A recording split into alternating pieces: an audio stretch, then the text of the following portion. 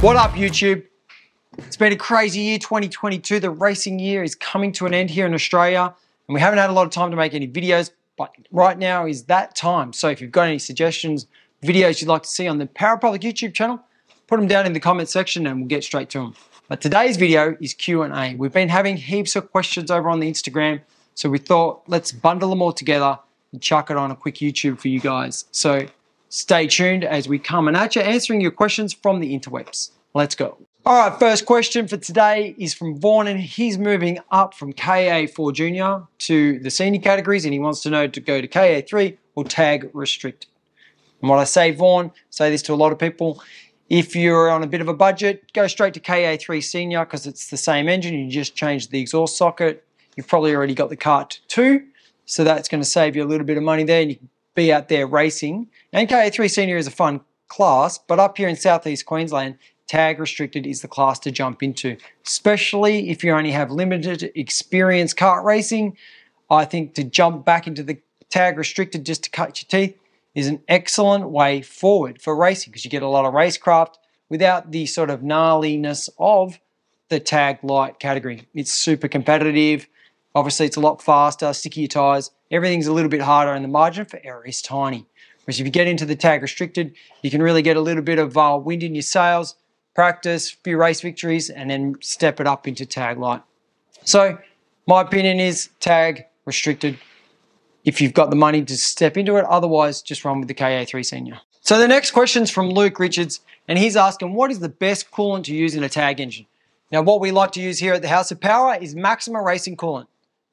This stuff here is awesome, and it doesn't have any glycol, so it's not slippery if it leaks out of your radiator. You're not having oil down on the track. So make sure if you're using any sort of coolant, it's a racing coolant and it doesn't have any glycol. Eric has asked a question about Tony Kart wheels. Now, Eric, we've got a great video on this exact subject already here on YouTube. Now, if you do have a question about go-karting, I suggest you Google how to go kart and whatever problem it is that you've got, and one of our videos will already come up if we have made it. So just remember how to go kart and the problem that you've got, marry those two together, and bang, you got results. Charlie's asking about how you clean the inside of an X30 exhaust. Now, it's the same for any exhaust pipe cleaning, K100, Mini Rock, X30, Vortex. We're going to use caustic soda and dip the exhaust inside it. That's the sort of not the most environmentally safe way, but it does clean the exhaust pipes like brand new. The caustic soda eats up all the oil. You leave it to soak overnight, and then you have to dispose of the waste products in an environmentally safe way. Otherwise, you can burn the exhaust pipe out with some gas. The carbon will catch fire, and then you can knock out the ashes out one end, but you'll have to remove the stinger off the exhaust pipe. Otherwise, you can just remove the stinger off the exhaust pipe and just scratch out any carbon that builds up inside the stinger. It's the part that gives you the most flow restriction, and it's probably going to cause any sort of power deficiency. Otherwise, use them up, and then when they're old, throw them out and recycle them and start again with a brand new pipe. Rookie Kart Dad has asked if we could make a video on some kart maintenance after a wet race weekend. Now, we do have an awesome tutorial series. It's called Racing Rituals. You can go check that out on the Parapublic website, and we do have a kart maintenance video which you can buy just as an individual. Will be coming up on sale on the Black Friday sale, so stay tuned for that. We're going to leave a link for that video right here. So click on that if you want to go check out Racing Rituals for some kart maintenance videos.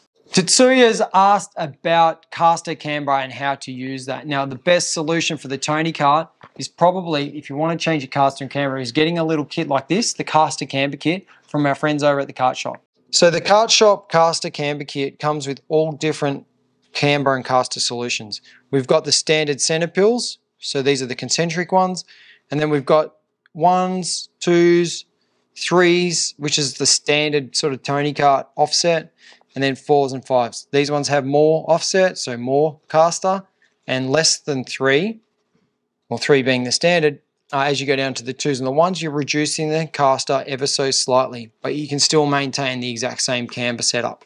It's also got the finer adjustment for the camber. So if you only want a box of camber on your snipers, it's got so much more finer adjustment than the standard Tony kart caster pills.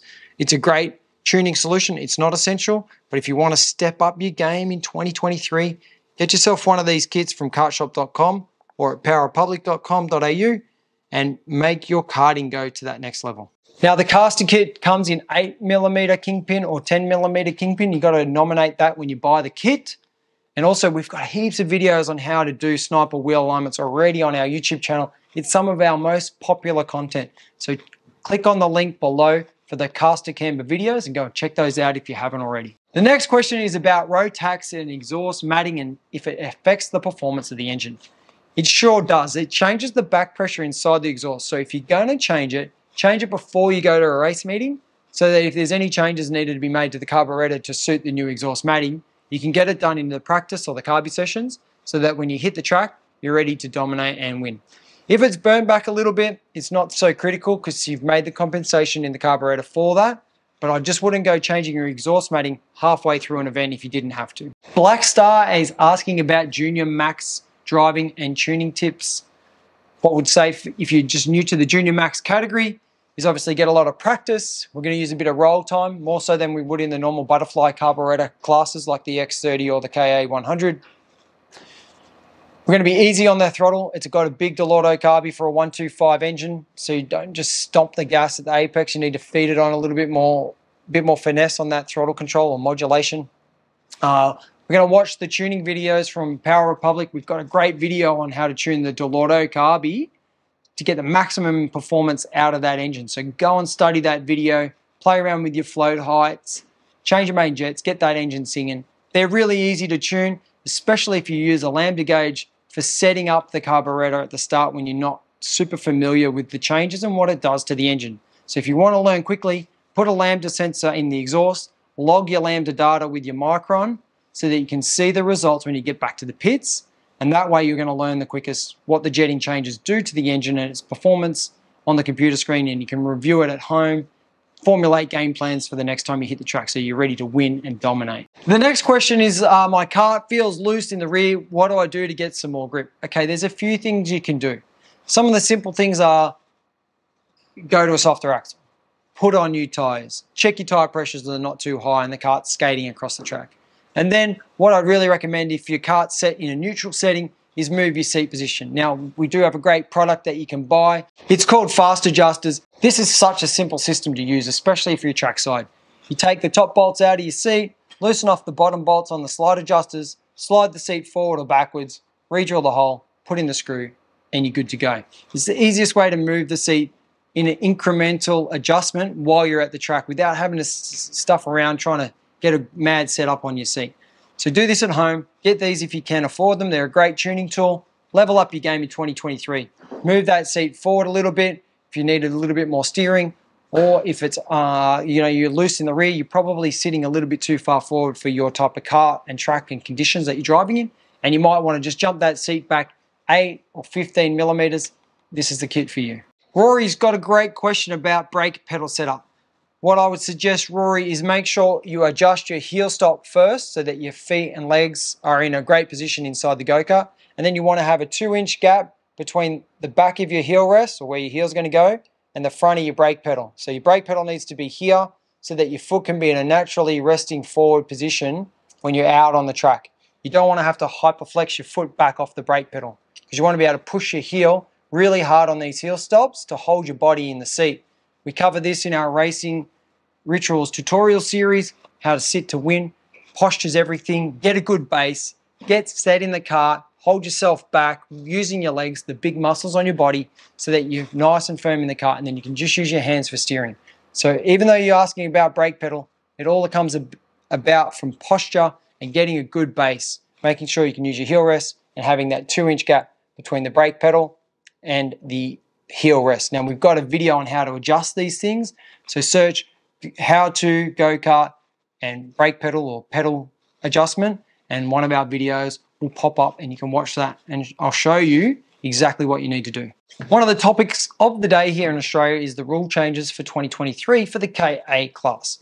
There's a new restrictor for the juniors. It's going to be called KA Junior with a 22mm restrictor. And Higo has asked whether we're going to use junior frames or senior frames for that class. Now here go what I can say. I haven't done the testing just yet with the 22mm restrictor, but I have used the 19mm restrictor in KA4 in both a senior chassis and the junior chassis. Now if you're a small driver, you're going to lean towards the small kart. The 101 Nordics with a 30mm axle is excellent, especially if you're a smaller kid. If you're a bigger kid, you're going to get that bigger kart. So the 401 RR Racer from Tony Kart is an incredible chassis for KA3 Junior. Now, if we marry those two together, which is what's going to happen next year, it's just going to be KA Junior, but there's probably going to be a light and a heavy category. And if there is, the heavy kids could run either chassis, but I would probably recommend if you're a bigger kid, just get the big kart, the 401, because then you're going to use it again when you step up to seniors. And if you're small, you're coming out of cadets, just get yourself the 101 chassis. Next question is from Alessio, and he's asking about tuning Tony Karts using the torsion bar. Now, we use the torsion bar. This guy is our probably go-to for, let's call it 90% of the time. It's the thickest wall section. It's 2mm. The gold bar from Tony Kart, it's awesome. We use that a lot.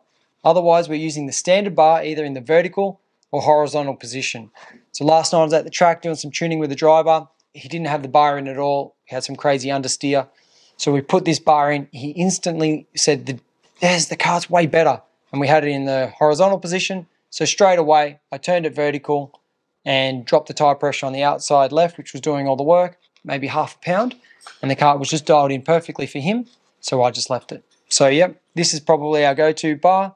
Otherwise, we're using the gold bar. On the subject of pedals and pedal extension kits, we've got another great question of when our Tony Kart pedal extension kit is coming. Parts are in the process of being manufactured right now, so stay tuned. I know I've been saying this for a while, but getting things moving is not easy when we're juggling everything that's going on here at the moment. So as soon as those parts turn up and we've got kits ready to ship, we'll have it up on Instagram and you'll be able to buy it directly. So yeah, thanks so much for reminding us to keep the hammer down and keep those products coming. Nick Reeds asked a question about our team and why all the go-karts have either 98 or 99 on them. Well, that's a great question, Nick. I'm glad you're paying attention. That number is very popular here in Australia with our drivers and drivers in other teams. I see it around quite a lot, 98, 99. I don't know exactly why the drivers choose to use that. Maybe because it's close to 100, you know, going 100 is pretty cool. But I don't know. It's just a number the guys chose to use, and if they asked for it, I put it on their carts. The last question is from Johnny G, and he's asking, where are we located? We're on the Gold Coast here in Australia. It's an awesome place to live and run our operation from, but we're all over the interwebs. Power Republic on YouTube, Instagram, Facebook, TikTok. You can go to our amazing website, www.powerpublic.com.au. Get yourself an amazing t-shirt ready for Christmas. Thanks for watching. See you in the next video.